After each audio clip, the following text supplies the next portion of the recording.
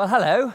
I'm here to talk about my book that I've just written. I got an email, a couple of years ago from Prestel saying, has Mr. Wynd ever thought about writing a book about himself? And I thought there were a couple of days in the last 10 years when I hadn't thought about it because I was too hungover. So I was delighted. So then they gave me a contract and asked to do, and we got the title. And I said to my agent, shouldn't we agree shouldn't we have a précis or something, or book proposal or something? And he said, well, the great thing about not having to do a book proposal is not having to do a book proposal. So it's a sort of incoherent ramble about what I do and what I like and what appeals to me. I mean, it's a silly thing to say because everybody, as a little child, collects things and they go around and it's pebbles on the beach or seashells or stamps or toy cars, and it's what gives them pleasure. But most people grow out of it, and I never have. I mean, as a growing up in Oxford, I used to go to the Pit Rivers, and it used to just fill me with joy. All these lovely, lovely things, and they're all sort of higgledy-piggledy, and there's no real attempt to put, well, they've got an order there, but it doesn't make sense. And my favorite thing, I mean, the most beautiful and sort of joyful things there is the cabinet dedicated to the treatment of dead enemies. And when we went to, particularly, they got these lovely shrunken heads.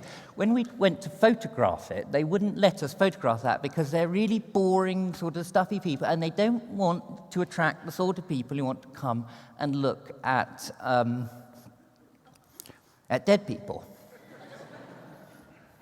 And I never imagined that one day I might have some of my own dead people, and now I've got lots. I've got dead babies. I've got the heads of asthmats, people from New Guinea. I've got the skeleton of a bastard child from the 18th century. He's even got his death certificate, and I've got shrunken heads. So, writing the book made me think about what I do and what I like doing, and what I never thought I was a collector. I just thought I had a few things and sort of accumulated them.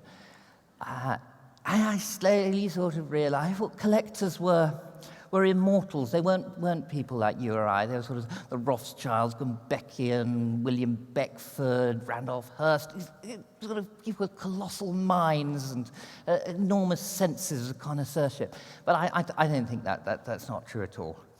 I am completely incapable now of getting one of anything. I mean, I needed another car last year because my car was sort of red and convertible and went very fast, but wasn't any good at moving things, and I went off to change it. And when I changed it, the salesman managed to convince me that somehow, if I got two cars, we didn't actually, I took absolutely no convincing whatsoever, because he got this big sort of boring estate car, which the seats come back and you go, something comfortable. And then there was this nice sort of blue, sort of 30-year-old convertible thing, and I had to get that too. But it's every aspect of my life.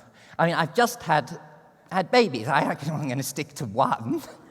And I feel sorry for people who go through all that and they've only got one baby. Yeah.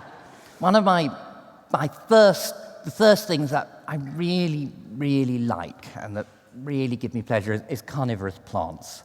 Here I am in New Guinea collecting carnivorous plants. I took this rather elaborate suit that keeps the mosquitoes off, but it wasn't actually that bad, but I put it on for the photograph.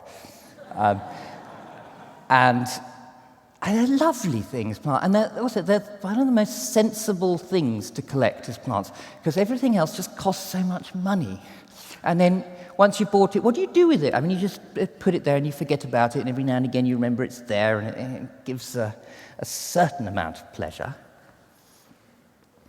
But this thing about plants is you buy them, you grow them, and every year goes past, they change. And here's another nepenthes. This one's just growing off my chandelier with one of my pets, a chameleon. Now, the problem with collecting animals, or living animals, is why I don't do it. It's because when you, especially if you're prone to sort of extensive periods where you sort of lie in bed and think, it's not really worth getting out of bed, I don't want to do anything, and sort of go for months, and it's sort of quite sort of miserable. And then you do, and you get all these plants that you're very excited and really give you lots of pleasure, and you realise you haven't watered them for a few months and they're all dead. Well, I can live with that, but when you've got pets and they die, it's not very nice. This is another carnivorous plant, and this is heaven. This is carnivorous plant nursery, and it's full of them, and they're lovely, lovely, lovely, lovely. And here's my pet hedgehog. He's still alive, but I haven't seen him for quite a long time because it's not as bad as it sounds. I lent him to I went away on holiday and gave him to a friend to look after. I got a snake. The snake lives in my bedroom. I've got another one in the kitchen. I haven't seen any mice since he moved in. There used to be, and it was used to open the cupboard, and there'd be this sort of little powdery thing and little poos, and I thought it was all rather lovely, and other people would say they didn't like it. And then every now and again, you'd see people just don't understand.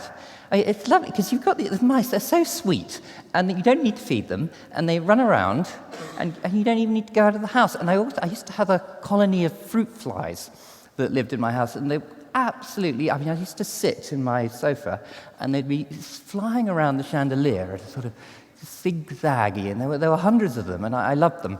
But I had a flatmate who didn't like them. I didn't get rid of them.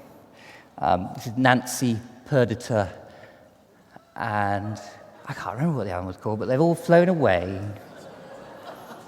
Dead birds. They're so, the great joy of taxidermy is that you get to keep the animal,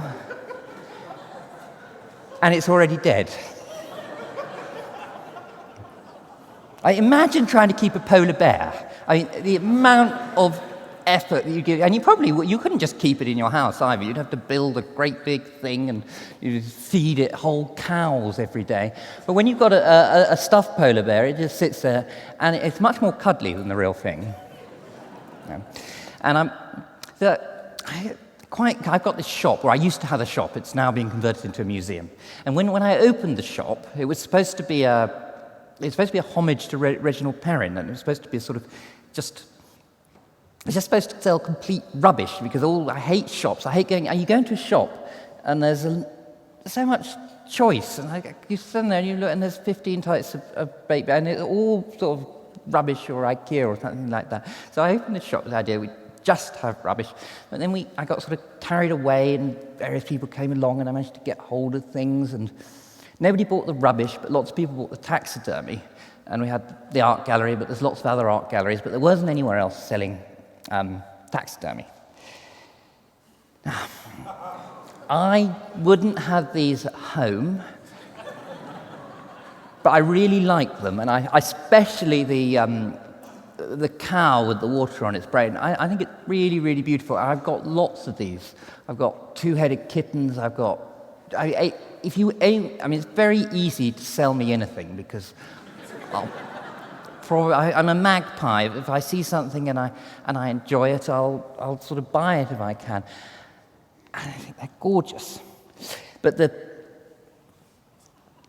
are the collectors who you go to their houses, and they've got model railways. And everywhere you look, there's another model railway. It's model railway, model railway, model railway, and they've got cupboards full of them, or they've got fish, or they've got lawn mowers, or something they collect. I just collect anything that's pretty.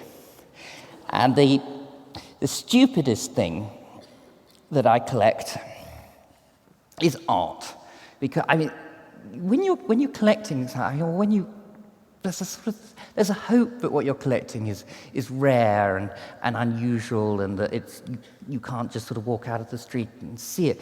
But I mean, the art it's everywhere. It's unlimited, and it's a stupid. I don't know, it's a silly bubble like tulips in the 18th century in Holland, and it's just too expensive. I mean, if you go to Frieze or Art Basel or something like that, you'll see 200 galleries from all over the world, and each gallery is representing 20 or 30 artists who each have little factories where they're churning out this sort of stuff that's mainly fairly indifferent. It's like handbags. It's a complete sort of... Anyway, I don't like it. But lots of artists that I do like. I've been obsessed with an artist called Leonora Carrington since I was 16.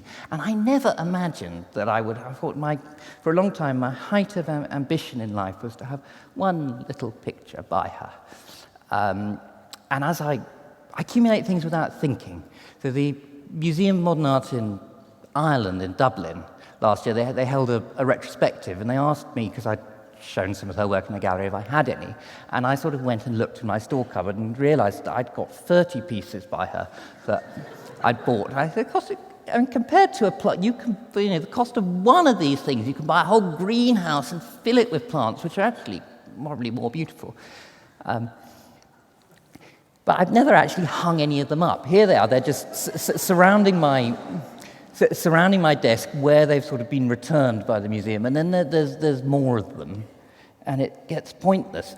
Alistair Gray, he wrote a Scottish novelist, well known for a book called Lanark, but also, I think, an extremely interesting artist. And I started buying them, and this is lying on the floor in my study in a pile of about 4 other ones, but I'm very happy that it's there, but I don't really ever look at it. This is another one. This has now gone to Kelvin Grove in Glasgow. You start thinking, trying to work out what the definition of the collector is, and it isn't somebody who, you go to these people, they've got 10 of something, they've got a nice picture on the wall, or something like that. It's a psychological condition.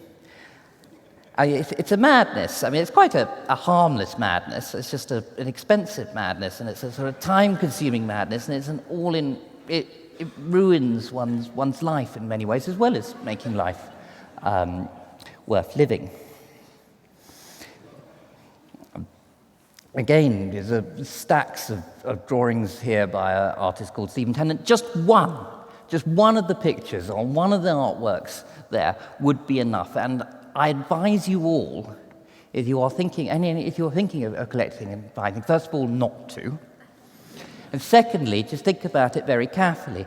If you go into my sitting room, there are about 50 pictures hanging on a wall. There's probably another 20 that are sort of stacked up on the side, waiting to sort of go into one of the other rooms or something. I don't know what they're doing. And there's 4 walls in there. Each wall should have one picture.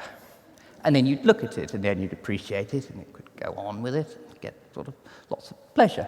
But no, it's stacked. I mean, the bottom one is quite a well-known drawing by an occultist artist called Austin Osman Spare. It's a portrait of his wife, and it's surrounded by portraits of him and magical symbols. But I've got nowhere to put it. This is a piece that I commissioned by an artist called Tessa Farmer, who makes these tiny little fairies out of bits of twig and dead flies. And I do think there is a God out there, because about 10 years ago, I saw in Port Eliot in Cornwall, in the window, these tiny fairies hanging down. And I thought, I'd really, really like to have one of those. And a few years later, I met her, and we did an exhibition in the gallery, and she gave me this as a present. But it's silly, because there's no way anyone can have a meaningful collection of art, or do you think it's too enormous a scene? I mean, you think you go to museum after museum, and they've all got the same thing. I mean, they've all got a picture by Picasso, they've all got a picture by... Most of them aren't very good. I mean, even I have a picture by Picasso. There's countless ones out there. One of my favourite things is mess. I'm told that that's because I'm lazy and I can't be bothered to tidy. But it's not true. I think that when you go, I mean, there's a few things that are more beautiful, and this is my house. There's few things that are more beautiful than a giant mess. And this whole sort of obsessive, strange, the people who are ill are the people who are obsessed with cleanliness and tidiness. And they think they're right. And they think you're right. And it's just a different opinion. In the same way as I like blue, well, that's very nice. I like green. It's like I like it tidy, I like it untidy. There's nothing at all wrong with being messy. But they're winning. Because I'm feeling defensive and I'm having to justify the fact that I like mess. And I don't want to tidy up and I want to have stuff everywhere. This is my desk at home. People come and they say, look, it's very cluttered. You must have a very sort of cluttered, messy mind. And I think, well, you've got an empty desk. What's your mind like? No. It is out of mess that you get beautiful things. This is an artist's studio. This is a pile of... It's an extinct moa from New Zealand. It's a hippo. It's all sorts. It's a fossilized penguin. Oh, you could put them all. You could go into a museum and put them all in little cases and label them, and they wouldn't look nicer. And I want to leave you with one last thought, and that is that you're never too old to play with toys, because I liked playing with Lego when I was a child. And now the great thing is you can go and shop and you can buy all the Lego you want, and you can go home and put it together.